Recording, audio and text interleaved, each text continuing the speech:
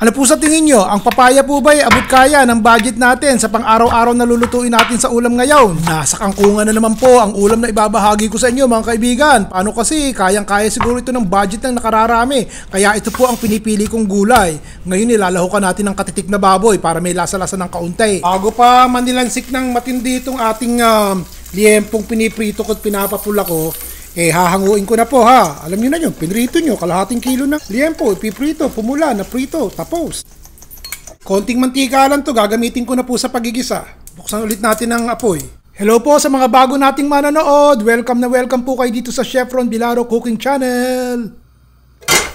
O ngayon, umpisa natin sa sibuyas. Bawang. Maraming luya. O haluin po natin yan ha. Kapag mabango na at mapula-pula na, o tsaka natin ilalagay yung susunod na ricado. Papaya. Kaprasong papaya lang to. Dinagdag ko na. Nakita nyo naman, isang araw nagluto ako ng papaya. O, ito kapraso. Ito yung kaputo. Nga yan naaamot nyo na lang sa kapitbahay nyo. Nung nagdaang bagyo, nalaglag sa puno. Di po ba? O, de libre.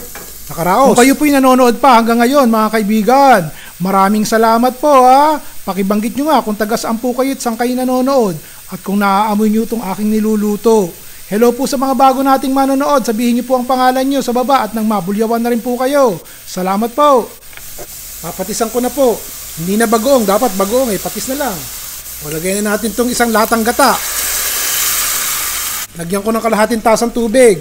At baka po matuyo yung gata hindi pa malambot yung papaya. Kung ayaw nyo po ng baboy, dapat talaga ito ang ilalagay ko, sardinas na may mantika. Yung nasa bote ba? Dapat yun ilalagay ko sa ibang pagkakataon na lang ha. Tignan nyo, 5 minuto na matigas-tigas pa yung papaya. Lalagyan ko pa ulit ng kalahating tasa ng tubig para hindi po matuyo. O ayan, tinignan ko po, malambot na yung ating papaya Ilalagay ko na po itong ating pechay.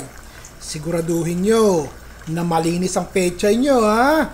Hugasan nyo ng mabuti yung pechay nyo at minsan mabuhangin yung pechay nyo para magustuhan ni Sir ang pechay. Di po ba? Sige. Takpan po natin yan at pakuluin natin sandali. O, 1 minuto lang to ha, mga kaibigan. Ayoko namang lutuin ng matindi yung pechay.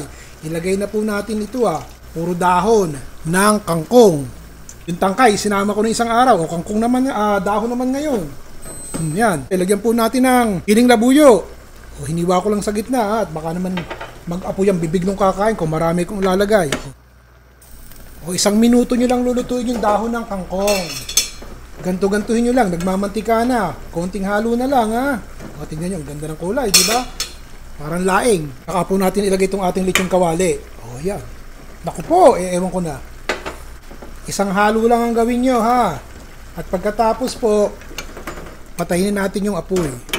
Nagustuhan niyo po ba? O yan po nilabasan ng ulam natin. Kayo po nagbibigay ng marikado ko ano gagawin nating ulam sa susunod Yun po daw mura-mura, kaya ng bulsa. Tapos pagdating sa palengke, hindi yung nahihilo kayo kahanap kung ano rikado ang inalaw ko sa ulam.